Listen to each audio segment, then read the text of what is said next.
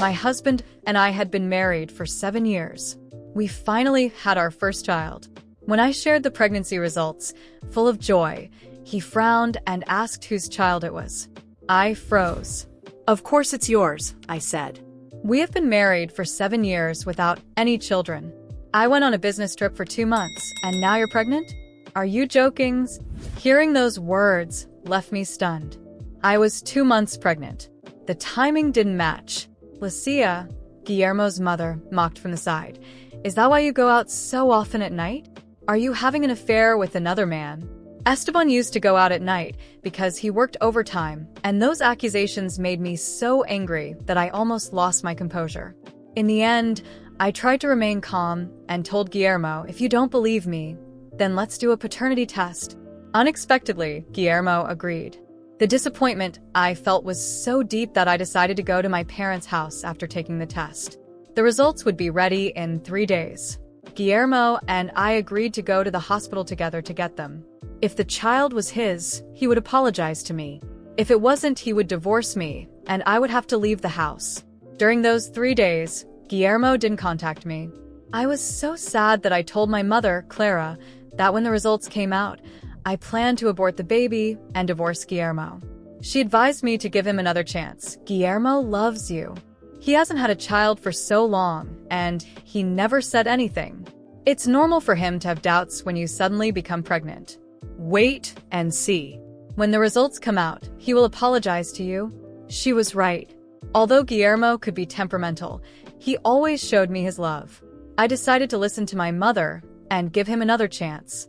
On the day the results came out, I overslept. When I was ready to leave, the doorbell rang.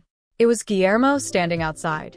I thought he had come to pick me up after seeing the results and was about to apologize for his mistake. Did you read the results? I asked. I hadn't finished speaking when Guillermo, visibly angry, reacted in a way that deeply surprised me. Without further explanation, he began yelling at me, his words filled with accusations. He showed me his phone, where I saw messages from Marta Gonzalez, a friend of his from college. Marta had told him that Eduardo, a colleague of mine, and I were seeing each other. At first, Guillermo didn't believe her, but Marta sent him a photo of some underwear that looked familiar to me. I had worn it the night before Guillermo left on his business trip. I tried to explain. Guillermo, those aren't my underwear. But he, increasingly agitated, refused to listen.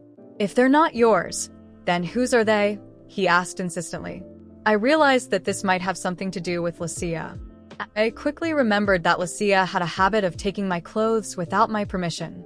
Once, I came home early from work and found her in my bedroom, saying she had mistaken the room. After she left, I found a piece of lingerie on the floor that wasn't mine. Could it be that Lucia was involved? Carefully, I looked up and said to Guillermo, I know it was your mother. Guillermo became even more furious. How dare you slander my mother? She's a decent woman, he exclaimed. I tried to reason with him, but he wouldn't listen. My mother, hearing the argument, rushed out of her room to intervene. Please, Guillermo, sit down and talk calmly. There must be a misunderstanding, my mother said, trying to calm him down. But Guillermo, full of rage, wasn't willing to listen. In the middle of the argument, my mother was pushed, and the atmosphere became even tenser. Some neighbors began gathering in front of the house, worried about the heated argument. What's going on here? They murmured. It seems that Ricardo's daughter cheated on her husband, one of them said. I don't believe it. Ricardo is a decent man. How could he have raised a daughter like that? Another commented. As the crowd kept speculating, Carlos, one of the neighbors, couldn't stand it anymore and approached. Young man, calm down. You can't do this. She's still pregnant, Carlos said, trying to mediate. Guillermo glared at him. This is none of your business. It's a family matter, he replied coldly. Despite his harsh words, Carlos's intervention and the presence of the neighbors made Guillermo back down a little. People began to step away, and the atmosphere became slightly less tense. Isabel, did you cheat on me and expect me to raise your child? Guillermo looked at me with a deep expression of anger, his words filled with contempt. I had never seen him so furious. His eyes reflected a mixture of pain and fury that seemed impossible to calm. Instinctively, I covered my belly and softened my tone, trying to reason with him. "I didn't do anything wrong, Guillermo. If you don't believe me, you can call Eduardo and ask him about all of this." Guillermo let out a cold laugh. "You say his name so fondly. Do you want him to come and save you?" "Well, that's not going to happen.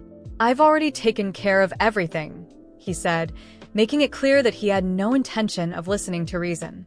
He picked up an old wooden shovel that was leaning against the wall and held it in his hand, threateningly, while he continued questioning me. "When exactly did you get involved with Eduardo?" he asked, not giving me a chance to speak. I shook my head. "I'm not with him," I repeated, my voice breaking. Guillermo approached me, and I closed my eyes, expecting the worst. But instead of feeling any pain, I heard my mother's voice as she stepped between us. She shielded me and spoke directly to Guillermo. "You're mistaken about Isabel. Please don't continue with this.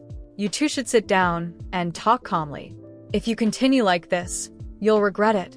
"I should have done this before," Guillermo murmured, his voice full of resentment. "Clara, you always tell me to be good to her. Why don't you teach her how to behave?" My mother, bravely, hugged me to protect me while Guillermo continued his verbal outburst. I heard the pain in my mother's voice, and my heart filled with anguish. To protect my mother, I set aside my pride and begged desperately. "Guillermo, please, enough. Don't do this anymore." After everything Guillermo had done, I sat on the floor, trembling with fear and pain. My mother, Clara, hugged me, trying to offer me comfort. Guillermo was completely out of control, making baseless accusations, and yet, he wouldn't stop. I could feel the tension growing in the room, and my mother also knew the situation was dangerous. We needed to get out of there, but we didn't know how. It was then, suddenly, that we heard a loud knock on the door. It was my father, Ricardo, a police officer who had always been our security. As soon as he entered, he looked at me and then at Guillermo, and his expression turned serious. My father was a respected man, and even without saying a word, his mere presence imposed authority. Guillermo took a step back, hesitating. "Guillermo, leave this house right now," my father ordered firmly. I knew he was trying to stay calm, but I could also see his concern and anger at what he was witnessing. Guillermo, however, was blinded by rage. "She cheated on me, Ricardo. She has to learn what it means to be a liar," he shouted, without caring about the surroundings, the neighbors watching, my mother who was hurt, or me. My mother, though she was also emotionally hurt, stood up and faced Guillermo. "You don't know what you're talking about," she said firmly, trying to protect me and the baby I was carrying. But Guillermo didn't want to listen, and with every word my mother said, he seemed to get even more agitated. Ricardo, realizing that Guillermo wasn't going to calm down, made a decision that no one expected. He stepped forward, stood between Guillermo and me, and raised his voice. "You have 1 minute to leave this house, or I'll call the police." "I'm serious." There was something in my father's voice that made Guillermo hesitate. For the first time, I saw something in Guillermo's eyes, a flicker of doubt or perhaps fear. After a moment of tension, Guillermo shook his head and threw the shovel to the ground with a thud that echoed throughout the room. He looked at me one last time, full of bitterness, then turned and left.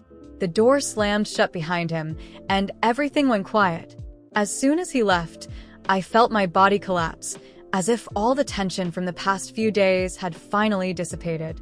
My legs gave out, and my mother held me, helping me sit down in a chair. My father stood next to us, looking at me with concern and sadness. "It's all right now, Isabel." "He's gone," my father said, trying to calm me down. In the days that followed, I stayed at my parents' house. It was strange being there after so much time away, but it was the only place where I felt safe.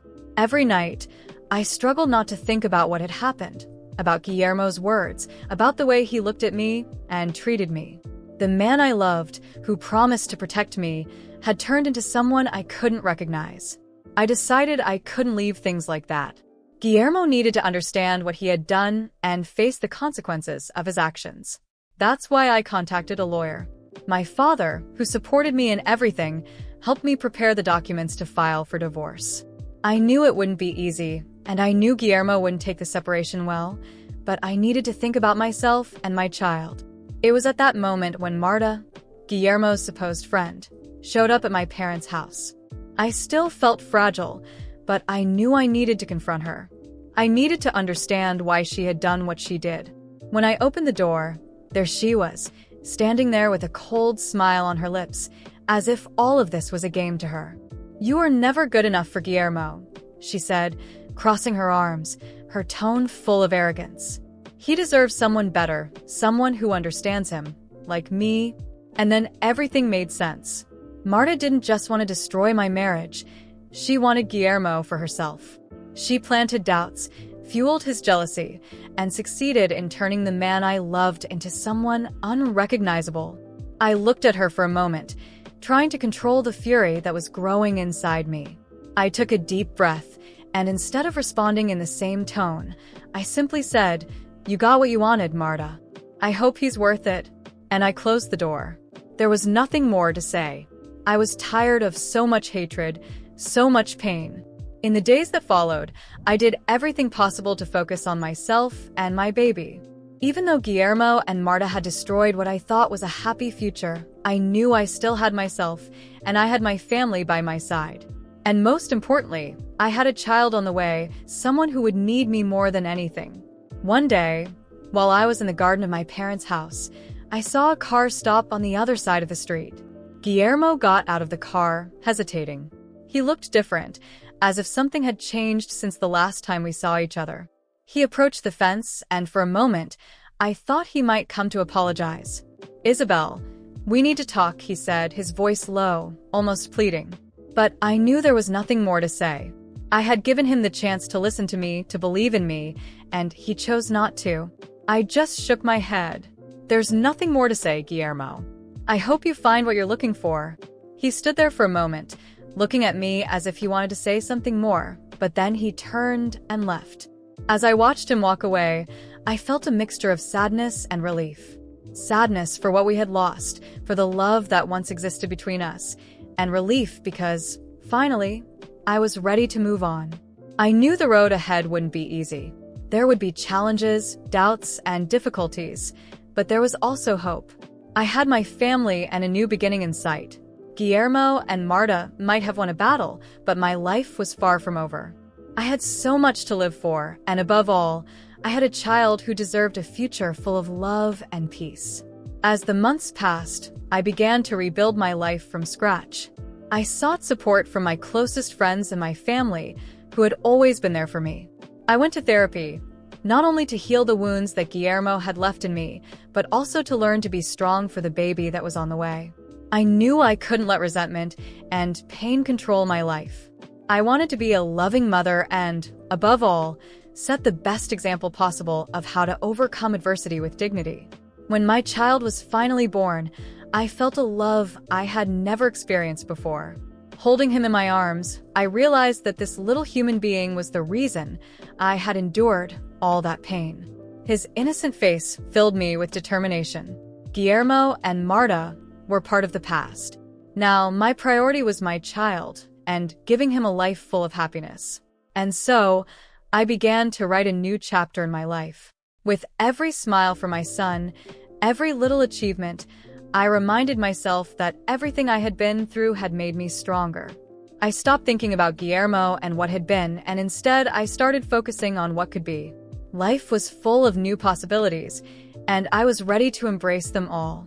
After everything that happened with Guillermo, I decided that the only way to protect myself and my child was to disappear. The pain and humiliation I had experienced were still so present that I knew the best thing to do was to vanish without leaving a trace. Guillermo wasn't just full of anger. He was unpredictable, and the fear that he might find me, or worse, find my child, was enough to make me leave everything behind. Even though my father insisted on reporting Guillermo and bringing him to justice, I didn't have the strength. I knew that such a public process would bring a level of exposure and emotional exhaustion that I wasn't ready for. I was tired, hurt, and above all, I was scared. Scared that he would try to take revenge.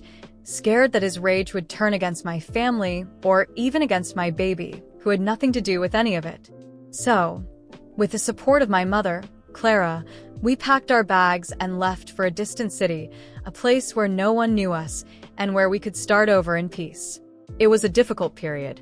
During the first few months, I constantly felt on the verge of a breakdown, looking over my shoulder, fearing that Guillermo would show up at any moment. Even the sound of the doorbell made me feel on edge. But little by little, I began to get my life back on track, rebuilding each piece of what had been broken. I found a simple job, but it allowed me to pay the bills and provide a decent life for myself and my child. I also began making friends in the neighborhood.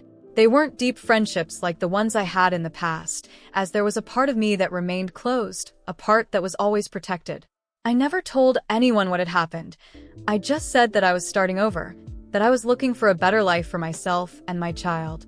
That was enough for the curious, and those who became my friends respected my space. The years went by, and I began to realize that the Isabel who endured abuse and believed Guillermo's lies no longer existed. I had rebuilt myself in a way that he could never reach again. Guillermo became just a shadow in the past, a ghost that sometimes appeared in my nightmares, but that I had learned to face and overcome. I still had fear, of course. Certain situations, like hearing a loud argument or a very aggressive tone of voice, made me recoil, and I knew there were scars that might never fully disappear. Then, one ordinary day, while I was at home watching television, something happened that took me by surprise. Guillermo's face appeared on the screen, accompanied by a headline. My stomach turned, and for a moment, I couldn't process what I was seeing. The news said that Guillermo had been arrested for assaulting Marta. He had gone so far as to injure her severely, and she had to be taken to the hospital.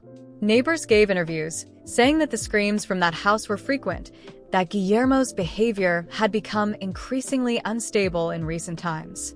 For a moment, I stood there, frozen. I should have felt relieved, should have felt that justice had finally been done, but all I felt was a mixture of emotions that left me confused. It was as if part of me was happy, as if finally something was balanced in the universe. Guillermo had destroyed so much, my confidence, my peace, the idea I had of what love was, and now he was being held accountable for his actions. However, I also felt a deep sadness.